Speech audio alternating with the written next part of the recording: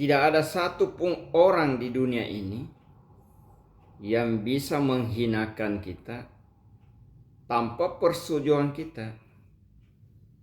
Tidak ada satupun orang yang bisa merendahkan kita tanpa persetujuan kita.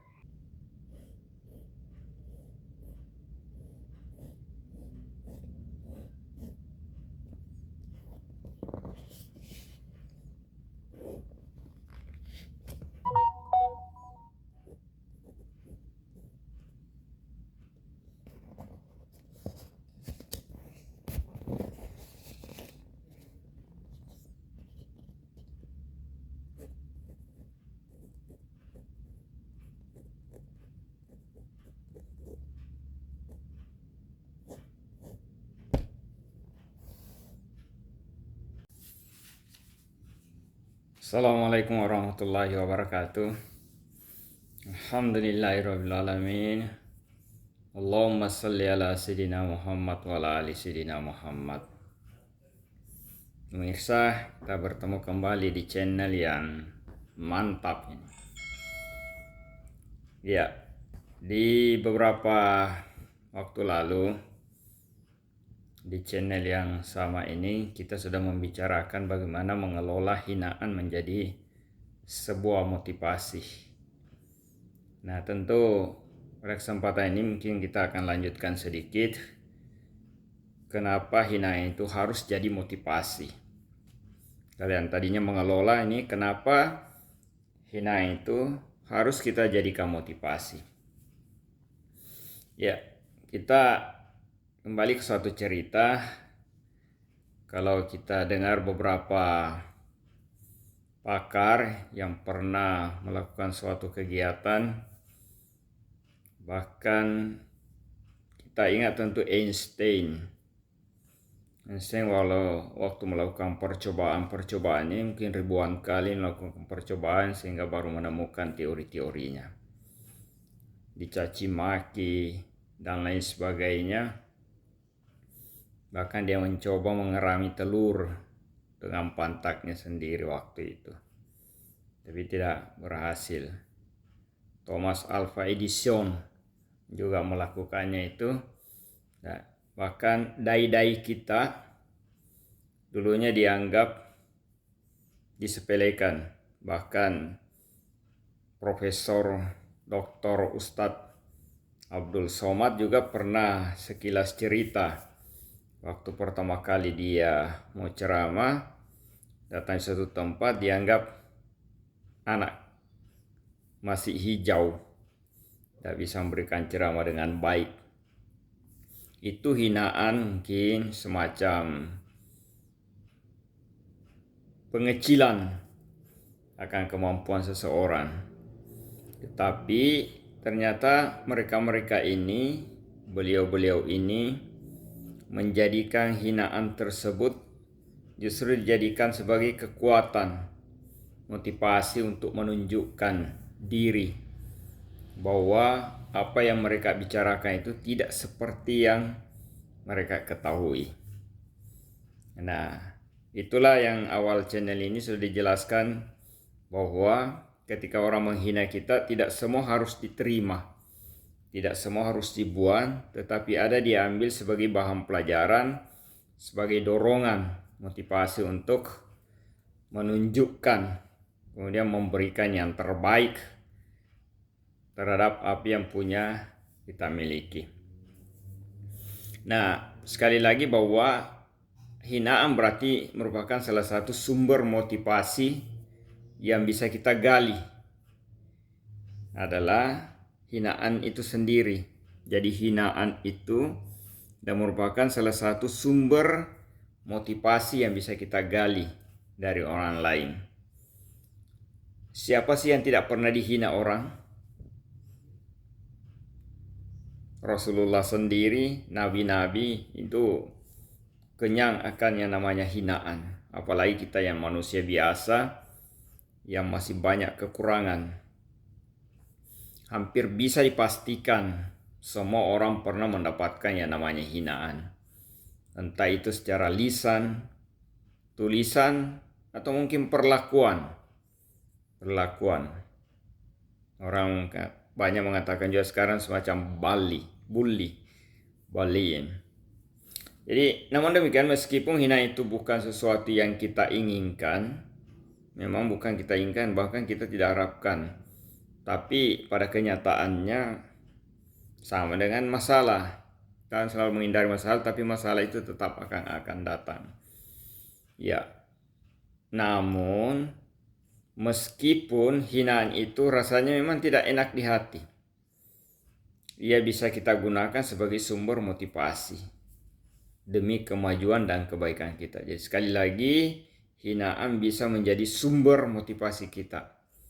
Jadi jangan terlalu pesimis kalau dihina. Biarkan saja, kita jadikan pelajaran, bahkan bisa jadi sumber inspirasi kita untuk bisa maju dan lebih sukses di bidang kita masing-masing. Jadi bagaimanapun juga nanti, adanya orang lain yang menghina atau memuja adalah sesuatu yang diizinkan Tuhan. Itu sudah kodrat. Jadi kodrat untuk ada Tuhan adakan di muka bumi ini. Jadi kita hidup di muka ini karena diuji, termasuk itu salah satu hinaan, itu dihina, diuji. Karena memang diizinkan oleh Allah SWT. Itu intinya. Nah, pasti ada gunanya. Karena apapun yang diciptakan oleh Allah, pasti ada gunanya. Entah itu rezeki, makanan, minuman. Hinaan sekalipun akan ada gunanya bagi kita.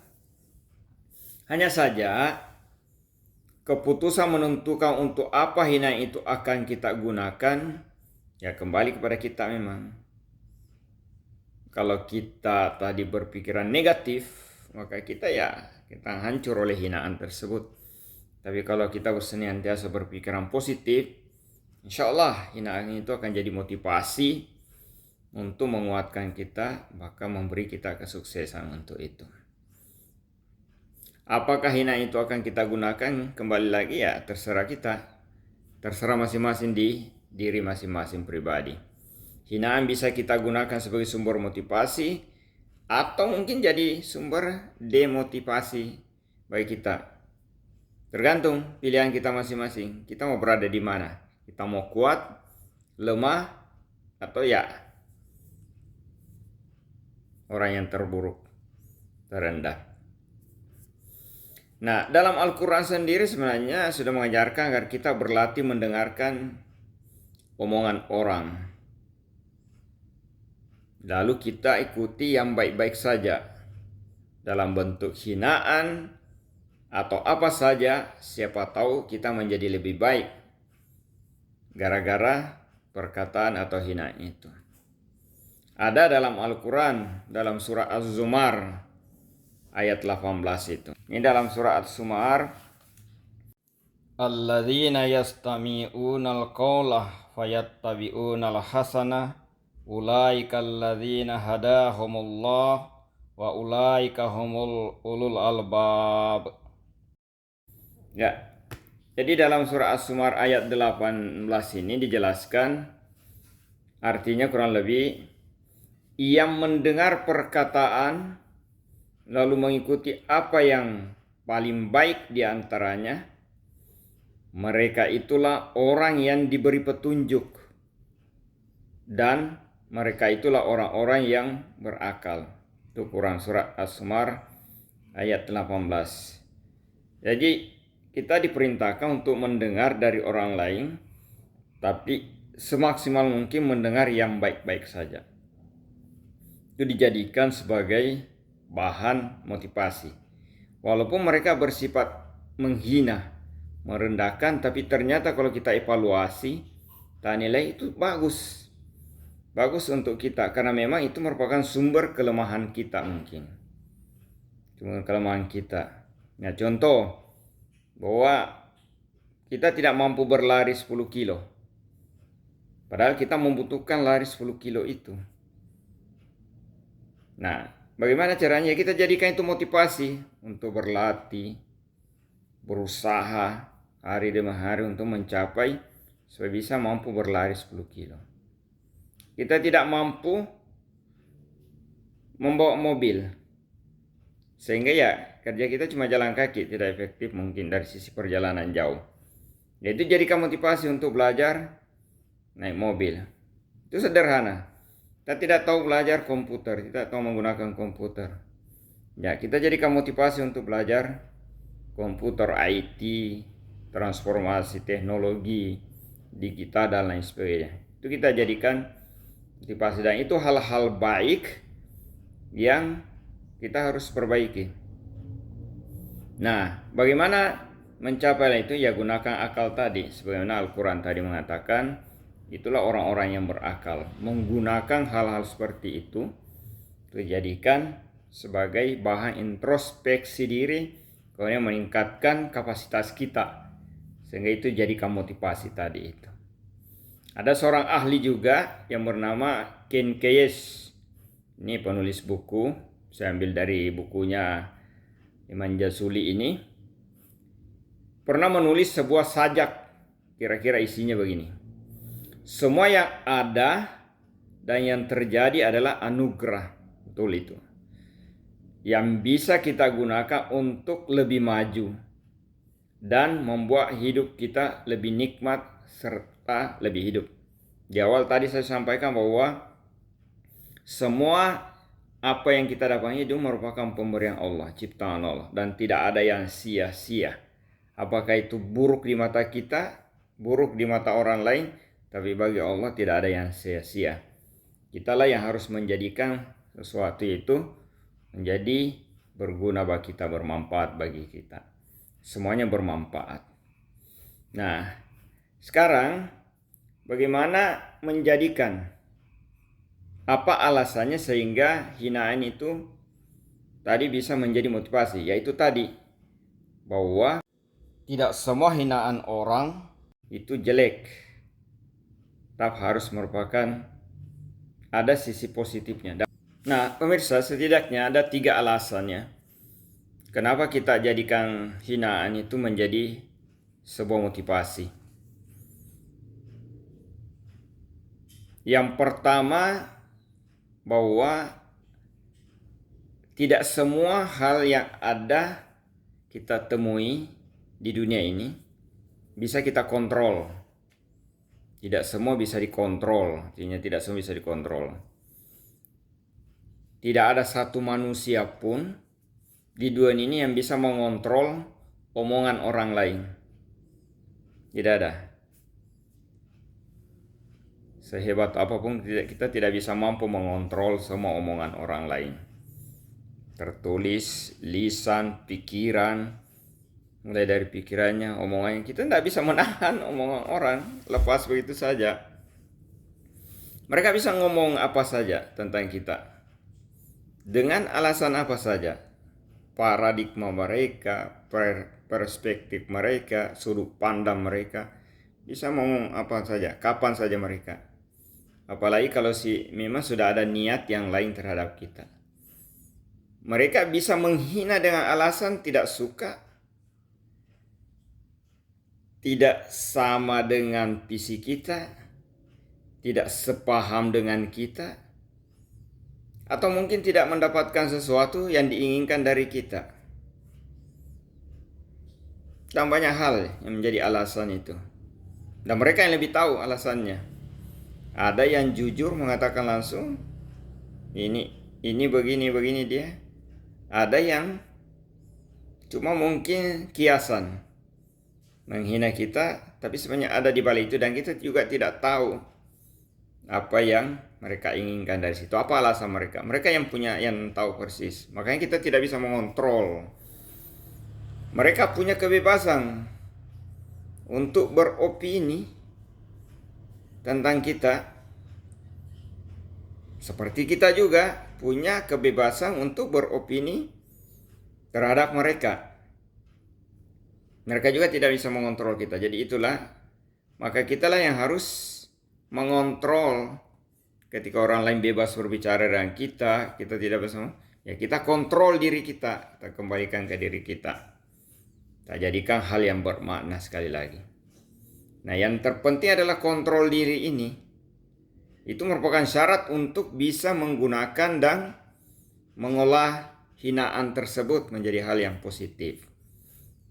Kalau kita lepas kontrol, lost control, kita akan terjerumus, kita akan terpancing terhadap hal-hal yang negatif tadi. Nah, kalau kita selalu membalas hinaan dengan hinaan juga, dendam, marah dengan marah, ya hasilnya sama. Orang bilang menang jadi abu, kalah jadi arang. Sama-sama kalah. Yang didapatkan ya lelah, capek, kerugian lebih besar. Nah, kalau kita merasa terhina, ya itu tadi, ada kesabaran, ada positive thinking, kemudian ada upaya aktif untuk mengelola hinaan tersebut. Jangan sampai kalau kita membalas hinaan dengan hinaan, maka percayalah kita akan mendapatkan kerugian mungkin lebih besar dari yang mereka dapatkan. Oleh karena itu, sekali lagi, yang terpenting adalah harus ada kontrol. Karena tidak mungkin kita bisa mengontrol mereka. Kitalah yang mengontrol diri kita. Cuma memang sayangnya banyak sekali di antara kita, mungkin termasuk saya sendiri, kadang lost control itu. Tidak sadar sehingga dia terjerumus, terpancing oleh hina orang lain sehingga dia terpancing untuk balas menghina. Dan alasan harga diri. Kalau dia bisa, saya juga bisa. Padahal itu sebenarnya itu kekalahan juga. Ketika kita lost control, maka disitulah kekalahan kita. Karena kuncinya ada di tangan kita. Ingat Presiden Amerika, Roosevelt, dia pernah mengatakan bahwa tidak ada orang yang membuat diri Anda rendah tanpa persetujuan Anda. Biarkan saja mereka merendahkan kita. Merendahlah. Merendahlah, tapi bukan rendah. Merendahlah sampai mereka tidak mampu lagi merendahkan kita. Itu prinsip orang bijak, kebijakan di antara kita. Jadi hinaan orang lain itu bisa menjadi motivator dan bisa menjadi demotivator. Bisa membuat kita tak bisa tidur dan bisa membuat kita tetap enak tidur. Ini semua tergantung kita memposisikan di mana kita tadi. Kita mau stres atau tidak. Makanya orang-orang bijak yang berpesan kebahagiaan adalah yang milik mereka yang menciptakan kebahagiaan di dalam dirinya. Ciptakan kebahagiaan walaupun orang lain bicara ke sana kemari. Kasarnya tidak usah peduli. Tapi saring. Tidak usah diambil. Karena mereka tidak tahu, mereka bukan yang menjalankan diri kita. Kitalah yang mengontrol diri kita. Biarkan saja orang lain lelah.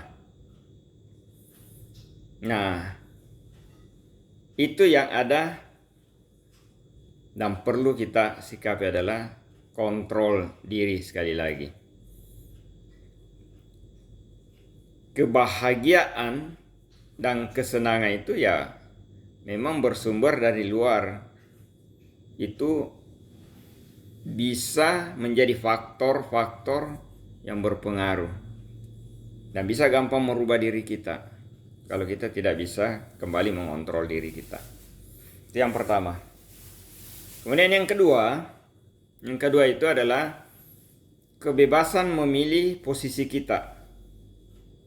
Nah, ketika dihina, kita dikucilkan atau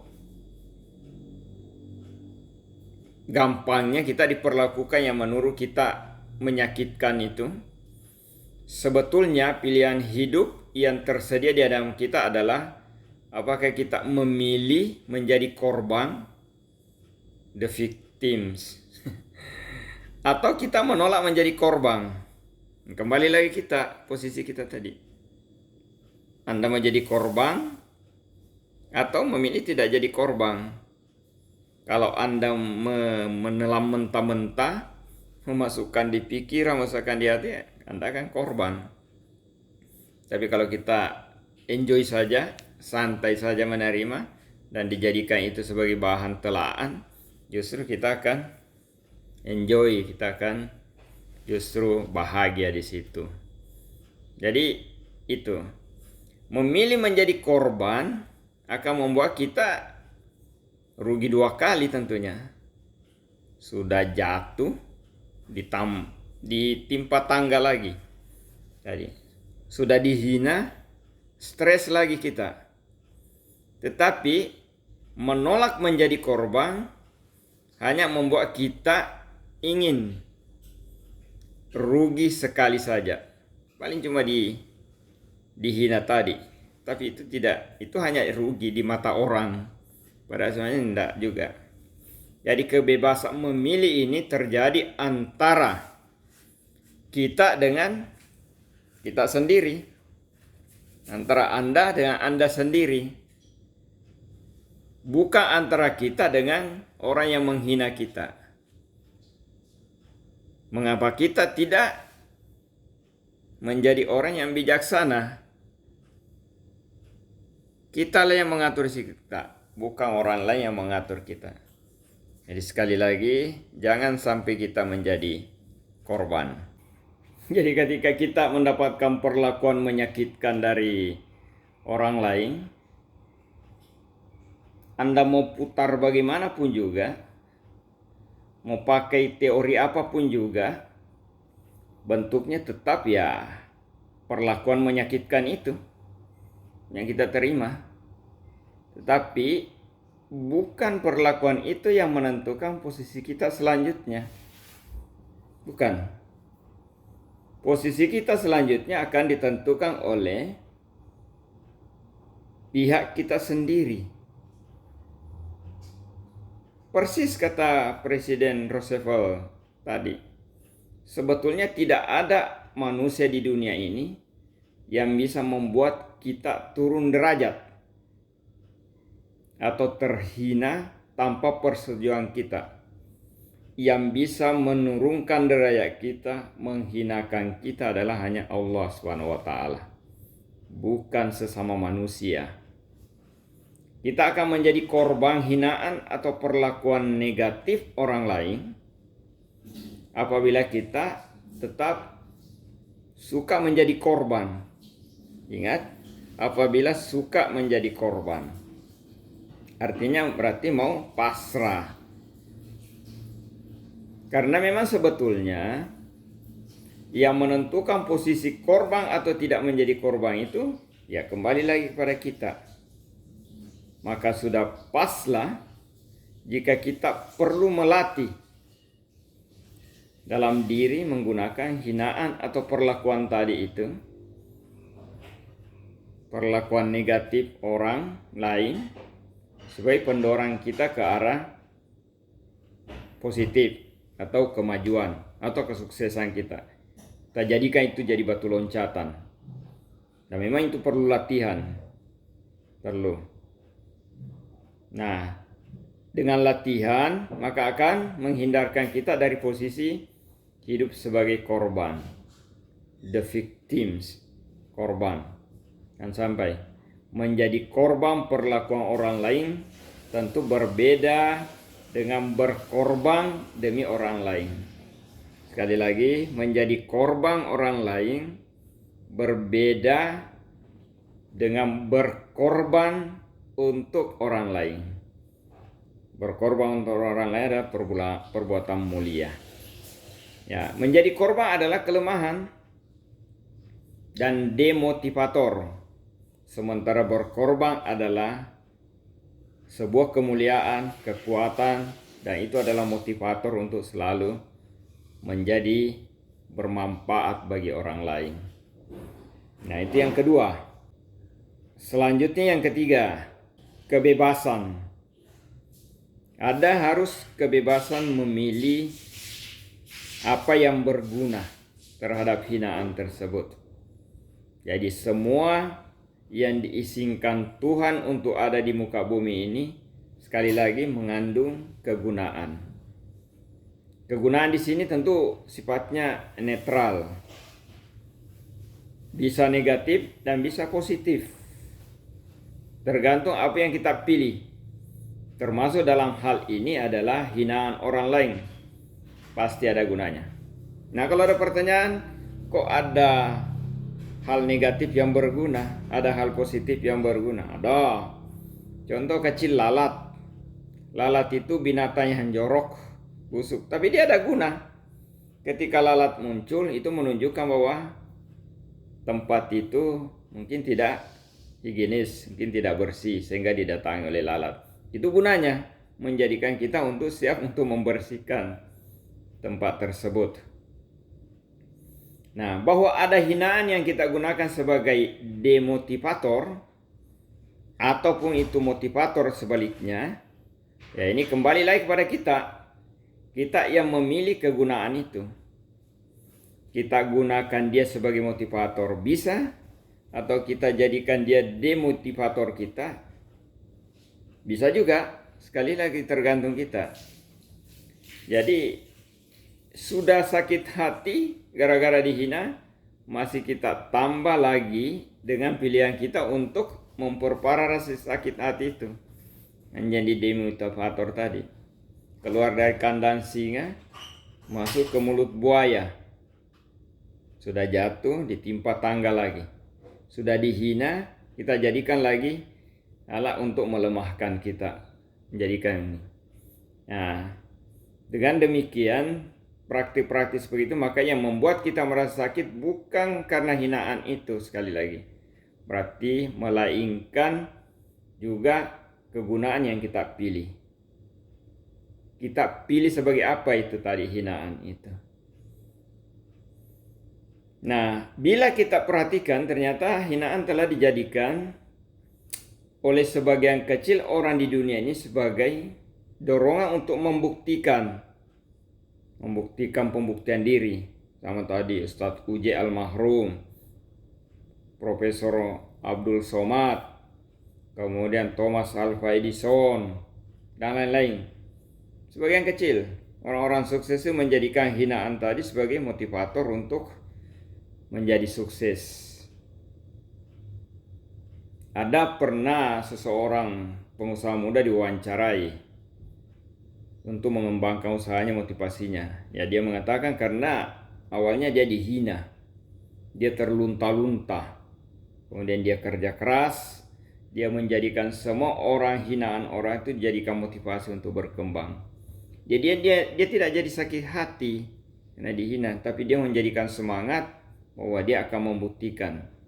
Bahkan dia berterima kasih kepada para penghinanya karena gara-gara hinaan itu mereka akan jadi besar nanti. Sama Pak Ustadz Daas Latif dalam ceramahnya mengatakan bahwa dia pernah ingin menjadi tentara, tapi karena pendek orang mengatakan tidak bisa jadi tentara karena pendek. Dia jadikan motivasi untuk belajar. Hanya beliau jadi dosen, kemudian dia jadi penceramah, sukses. Orang mungkin yang tadi yang dianggap tidak mungkin jadi tentara, dia jadi ustadz. Sekarang dia jadi ceramahi tentara-tentara, polisi maupun bupati dan gubernur, dia ceramahi. Itu gambaran bahwa hinaan tidak selalu jadi negatif, tapi dijadikan motivasi untuk bisa sukses terus. Ya, namun demikian tentu bukan berarti untuk sukses itu harus menunggu supaya kita dihina dulu. Enggak juga. Jangan sampai itu juga. Kita hanya menjadikan alat kalau sekiranya kita mendapatkan hinaan. Tapi memang sebagai besar orang karena merasa terhina, merasa ada ketakutan nanti, sehingga itu menjadikan mereka jadi bahan kekuatan, motivasi untuk dia akan sukses. Ya, ada satu bintang film laga yang cukup terkenal, barangkali pemirsa tahu namanya Jet Li.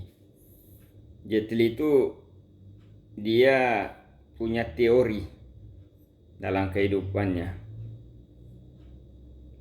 bahwa kita sudah berhasil membuktikan kapasitas diri kita, kemampuan kita, maka kita akan mudah mengontrol keadaan orang lain.